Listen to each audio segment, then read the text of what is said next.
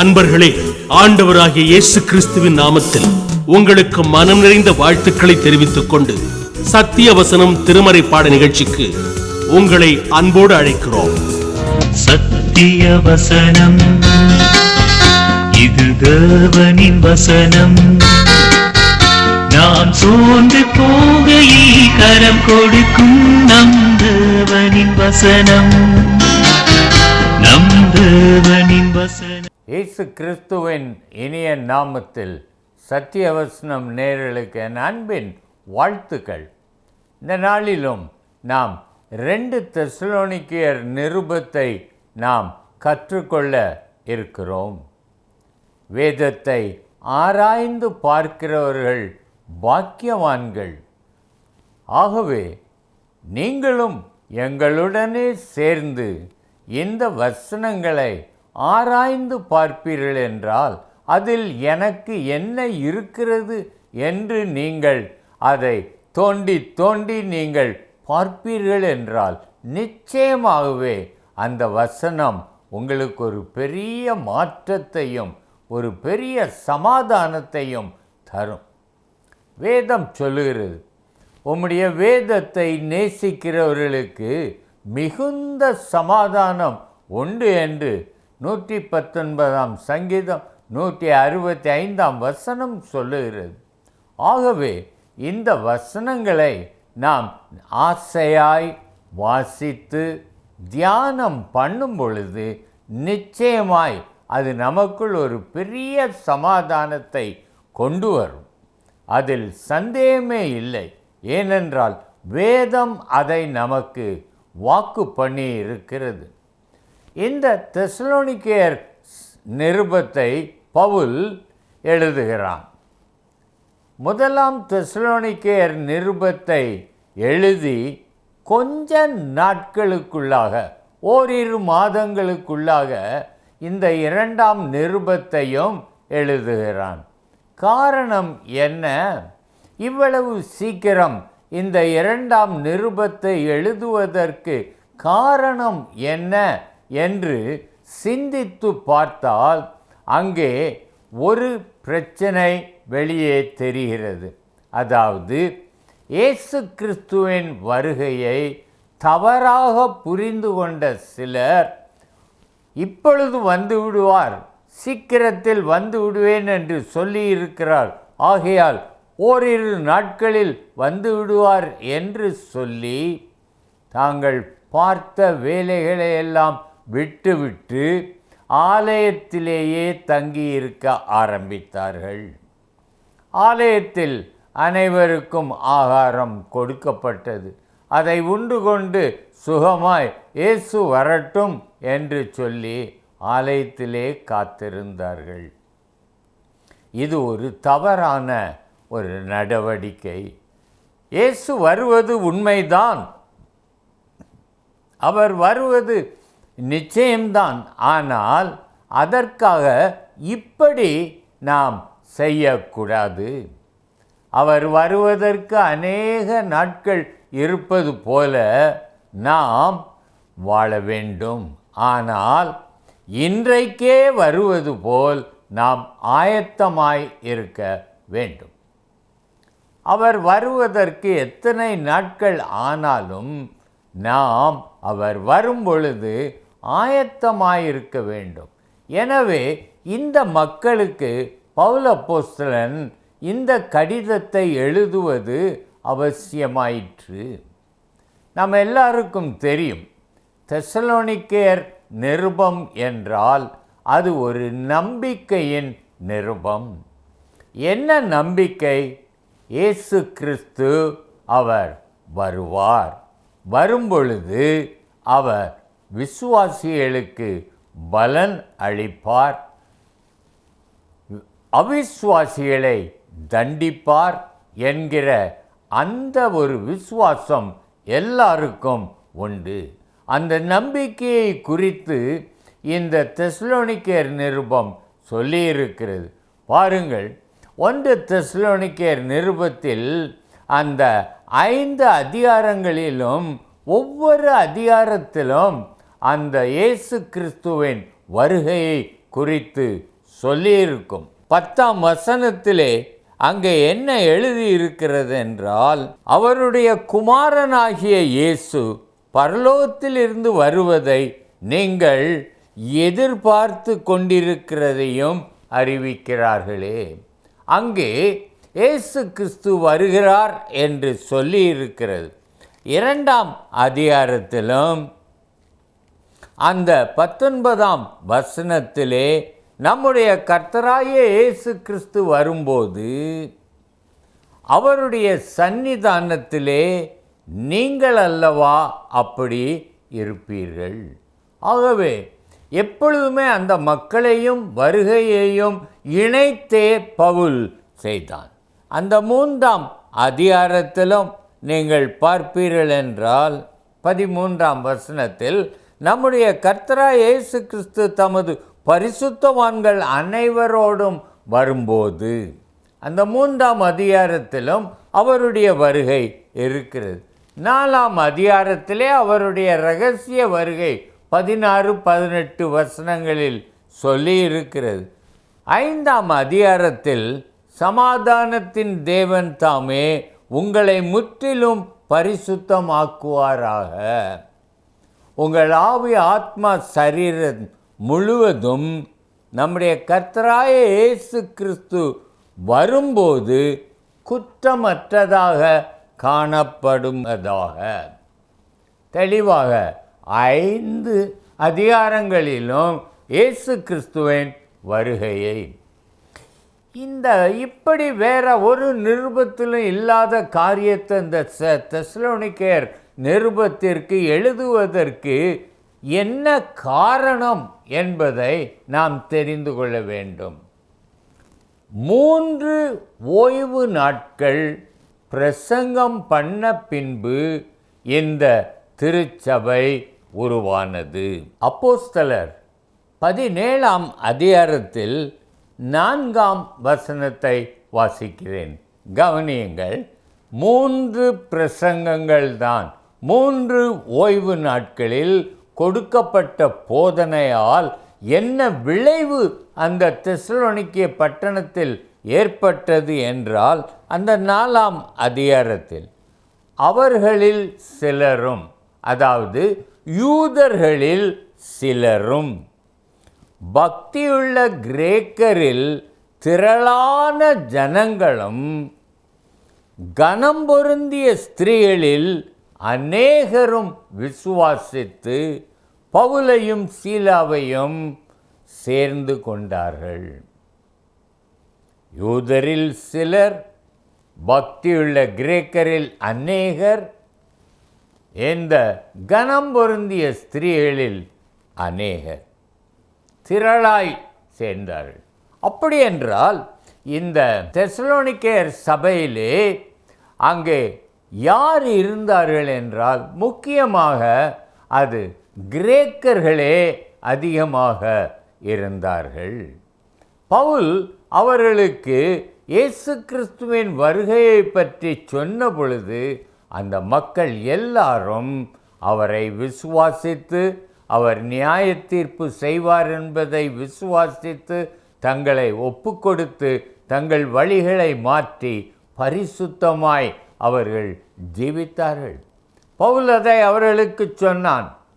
1 தெசலோனிக்கேயர் 4:3-7 வசனங்களை பார்த்தால், தேவன் உங்களை அசுத்தத்திற்கல்ல பரிசுத்தத்திற்கே அழைத்திருக்கிறார் என்று சொல்லி, அவன் பரிசுத்தமாய் வாழ்ந்தால் அவருடைய வருகையில் அவரோடு பரலோகத்திற்கு போவோம் என்று சொன்னதை அப்படியே விசுவாசித்தார்கள். இயேசு கிறிஸ்துவின் வருகை சமீபமாய் இருக்கிறது என்று சொல்லப்பட்டதை அவர்கள் உடனேயே வருவார் என்று நினைத்து இருந்ததினால் இந்த காரியங்கள் ஆனது. ஆகவே இந்த 2 தெசலோனிக்கேயர் நிருபமானது இயேசு கிறிஸ்துவின் வருகையை பற்றிய ஒரு தவறான அபிப்பிராயத்தை மாற்றி ஒரு நல்ல விசுவாசியாக வாழ்வதற்கு அவர்களை ஊக்கப்படுத்தவும் திருத்தவும் பவுல் இந்த காரியத்தை சொல்லியிருக்கிறார். என்னை கேட்டுக்கொண்டிருக்கிற சகோதரனே, உங்களுடைய வாழ்க்கையில் இந்த இயேசு கிறிஸ்துவின் இரண்டாம் வருகையானது ஏதாவது ஒரு தாக்கத்தை ஏற்படுத்தி இருக்கிறதா? அதை நினைத்து உங்கள் வாழ்க்கையின் முறையை என்றாவது மாற்ற வேண்டும் என்று நினைத்ததுண்டா? இல்லை. கோயிலுக்கு போகிறோம், ஆராதிக்கிறோம், காணிக்க போடுறோம், வருகிறோம். வாழ்க்கை இவ்விதமாகவே போகிறதே ஒழிய எந்த ஒரு நம்பிக்கையும் நம்முடைய வாழ்க்கையை அசைக்கவில்லை. இந்த தெசலோனிக்கேயர் சபையினருக்கு இயேசு கிறிஸ்து சீக்கிரமாய் வருவார் என்கிறதை அவர்கள் விசுவாசித்து செயலிலே காண்பித்தார்கள். அது தவறான புரிந்து கொள்ளுதலாக இருக்கலாம், ஆனால் அது செயல்படுகிற ஒரு நம்பிக்கையாக இருந்தது. நமக்கோ அந்த செயல்பாடு வாழ்க்கையில் இல்லை. இயேசு வருகிறார்னா ஆமாம் வருகிறார் அப்படின்னு சொல்லிட்டு அவ்வளோதான். அவர் நியாயம் தீர்ப்பார், ஆமாம் நியாயம் தீர்ப்பார் அப்படி என்று விட்டு விடுகிறோம். அந்த நியாய தீர்ப்பு நாளிலே நான் எப்படி இருக்க வேண்டும் என்பதை பரிசுத்த பவுல் சொல்லி இருந்தோம். என்னுடைய வாழ்க்கையை அதற்கு ஏற்றாற்போல் நான் மாற்றவில்லை. அவர் சொல்லுகிறார், சமாதானத்தின் தேவன் தாமே உங்களை முற்றிலும் பரிசுத்தமாக்குவாராக. இயேசு கிறிஸ்துவின் வருகைக்கு பவுல் சொல்லுகிற ஆயத்தம் என்னவென்றால், நீங்கள் முற்றிலும், அதாவது ஆவி ஆத்மா சரீரம் குற்றமற்றதாக காணப்பட வேண்டும். சகோதரனே சகோதரியே, உங்கள் வாழ்க்கை இந்த பரிசுத்தத்தை நாடி உள்ளதா அல்லது உலகத்தை நாடி உள்ளதா? சிந்தித்து பாருங்கள். அந்த வருகையிலே நான் காணப்பட வேண்டும். நான் மரிக்கும் முன்னதாக அந்த வருகை இல்லாமல் இருக்கலாம். ஆனாலும் எக்காலம் தொனிக்கும் பொழுது கிறிஸ்துவுக்குள் மரித்தவர்கள் முதலாவது எழுந்திருந்து அவருடனே பரலோகத்திற்கு எடுத்து கொள்ளப்பட்டு நித்திய காலமாய் அவருடனே கர்த்தருடனே இருப்பார்கள். உமக்கு இந்த ஆசை இருந்தால், உம்முடைய பிள்ளைகள் இந்த ஆசீர்வாதத்தை பெற்றுக்கொள்ள வேண்டும் என்றால், உமக்குள் அந்த ஒரு வாஞ்சையும் கரிசனையும் இருக்கும் என்றால், உம்முடைய வாழ்க்கை முறை மாற வேண்டும். பரிசுத்தம், உம்முடைய சிந்தையில் பரிசுத்தம் இருக்க வேண்டும். வெளிப்பிரகாரமான சடங்காச்சாரங்களை தேவன் விரும்புவதில்லை. அவர் உள்ளான மனிதனை ஆராய்ந்து பார்க்கிறார். உம்முடைய அந்தரங்க வாழ்க்கையை தேவன் ஆராய்ந்து பார்க்கிறார். அது சரியானால்தான் நீர் பரிசுத்தமாகிறீர். அந்த பரிசுத்தம் இருந்தால்தான் தேவனுடைய வருகையிலே நீர் பரலோகத்திற்கு போவீர். இல்லை என்றால் அசுத்தம் உள்ளவர்கள் ஒருவரும் அங்கே போக முடியாது. தீட்டானதொன்றும் ஒரு காலத்திலும் பிரவேசியாத பரிசுத்த நாடு பரலோகம். இல்லை என்றால் எங்கே போவீர்கள்? சாத்தானோடு அக்கினி கடலிலே தள்ளப்படுவீர்கள்.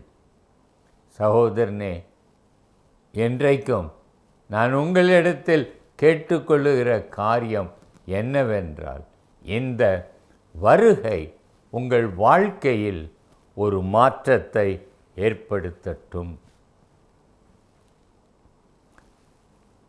அவர் வருவது என்றைக்கோ இருக்கலாம். அந்த நாளை ஒருவருக்கும் தெரியாது. மார்க்கு 13ஆம் அதிகாரம் 32ஆம் வசனத்தை வாசிப்பீர்கள் என்றால், அது ஒருவருக்கும் தெரியாது, பரலோகத்தின் தூதர்களும் அறியார்கள், குமாரனும் அறியார், பிதா ஒருவர் தவிர வேறொருவரும் அறியார்கள். ஆகையால் கணக்கு போட்டு அப்படி இந்த அடையாளத்தை வைத்து இப்படி என்று சொல்வதெல்லாம் தவறு. அவர் வரும் பொழுது நான் அவரோடு எடுத்துக்கொள்ளப்பட வேண்டும். அந்த ஒரு வாஞ்சையும் அந்த ஒரு புத்திசாலித்தனமான ஒரு எண்ணமும் உங்களுக்குள் இருந்தால் உங்கள் வாழ்க்கை கண்டிப்பாக மாறும். பரிசுத்தத்திற்காக ஏங்குவீர்கள். உங்கள் அந்தரங்க வாழ்க்கை பரிசுத்தமாக மாற்றப்படும். இன்றைக்கு அதற்கு உங்களை ஒப்பு கொடுப்பீர்களா? சகோதரனே, இன்றைக்கும் நேர் உம்முடைய அந்தரங்க வாழ்க்கையை சுத்தப்படுத்துவதற்கு தேவன் ஆயத்தமாய் இருக்கிறார். அவருடைய உதவியை கேளுங்கள். ஆவியானவரே, என் அந்தரங்க வாழ்க்கையை பரிசுத்தமாக்கி தாரும். அது பார்ப்பதற்கு முடியாது தகப்பனே. அத்தனை அவலட்சணங்களும் அசுத்தங்களும் நிறைந்த ஒரு அந்தரங்க வாழ்க்கை. என் கற்பனைகள் எல்லாம் ஆண்டவரே மிகவும் மாம்சப்பிரகாரமானவைகளாய் இருக்கிறது. இச்சைகளுக்கு அடிமையாய் இருக்கிறேன். என்னை விடுவித்து பரிசுத்தமாக்கும் என்று கேளுங்கள். ஒவ்வொரு நாளும் இந்த மாம்ச இச்சைகளுக்கு விரோதமாய் போராடுங்கள். 1 பேதுரு 2:11 சொல்வது போல் ஆத்துமாவுக்கு விரோதமாக போர் செய்கிற மாம்ச இச்சைகளை அழித்துவிட வேண்டும். போராடுங்கள், வசனத்தை வாசியுங்கள், தியானியுங்கள், ஜெபியுங்கள், முயற்சி செய்யுங்கள். கர்த்தர் உங்களை பரிசுத்தமாக்குவார். அவருடைய வருகையிலே நீங்கள் நிச்சயம் சந்தோஷப்படுவீர்கள். உங்களுடைய வாழ்க்கை மாறும்போது அது உங்களை சுற்றியுள்ள உங்கள் குடும்பத்தை நிச்சயமாக அது மாற்றும். அது உண்மை. ஆண்டவர் சொன்னார், கர்த்தராகிய இயேசு கிறிஸ்துவை விசுவாசி, அப்பொழுது நீயும் உன் வீட்டாரும் ரட்சிக்கப்படுவீர்கள். உங்களுடைய பரிசுத்த நடக்கையை பார்த்த பின் உங்கள் பிள்ளைகள் ஊதாரியாய் இருக்க மாட்டார்கள். அவர்களும் பரிசுத்தமாகி தேவனிடத்தில் போக வேண்டும் என்கிற வாஞ்சையினால் அவர்களும் நெருக்கப்பட்டு அவர்களும் உங்களுடைய மாதிரியை பின்பற்றுவார்கள். நீங்கள் வேதத்தை தியானிப்பீர்கள், உங்கள் பிள்ளைகள் தியானிக்கும். நீங்கள் தேவனோடு ஜெபத்திலே போராடுவீர்கள், உங்கள் பிள்ளைகளும் ஜெபத்திலே போராடும். சகோதரனே, உங்கள் குடும்பம் பரலோகத்திற்கு ஆயத்தமான குடும்பமாய் இருக்குமே. அப்படிப்பட்ட ஒரு குடும்பமாக உங்கள் குடும்பம் இருக்க வேண்டும் என்ற வாஞ்சை உங்களுக்கு இருந்தால் இந்த நேரத்திலே என்னோடு சேர்ந்து ஜெபியுங்கள். அன்பின் தகப்பனே, இன்றைக்கும் நாங்கள் வாழ்கிற வாழ்க்கை நரகத்துக்கு போகிற வாழ்க்கை. பொருளாசை இருக்குது, பெருமை இருக்குது. ஆனால் நீர் வரும்போது நாங்கள் உம்மோடு வரத்தக்க பரிசுத்தம் எங்களில் இல்லை. தகப்பனே, நீர்தாமே எங்களுக்கு இறங்கி எங்களை பரிசுத்தப்படுத்தும். உம்முடைய வருகையிலே நாங்கள் உம்மோடு எடுத்துக்கொள்ளப்பட்டு கர்த்தருடைய வீட்டிலே நீடித்த நாட்களாய் நாங்கள் நிலைத்திருப்பதற்கு எங்களை இப்பொழுது பரிசுத்தம் பண்ணும். தகப்பனே, நான் நேசிக்கிற என் பிள்ளைகளும் பரலோகத்திற்கு கண்டிப்பாக வரணும். அதற்கான பரிசுத்தத்தை நீர் அவர்களுக்கும் தாரும். நாங்கள் தகப்பனே, நான் இவர்களையும் இவர்கள் குடும்பங்களையும் உம்முடைய இரத்தத்திற்குள்ளாய் ஒப்பு கொடுக்கிறேன். தேவரீர் வரும் வரைக்கும் இவர்களை பாதுகாத்து கொள்ளும். இயேசு நாமத்தில் ஜெபிக்கிறேன், ஜீவனுள்ள பிதாவே. ஆமென்.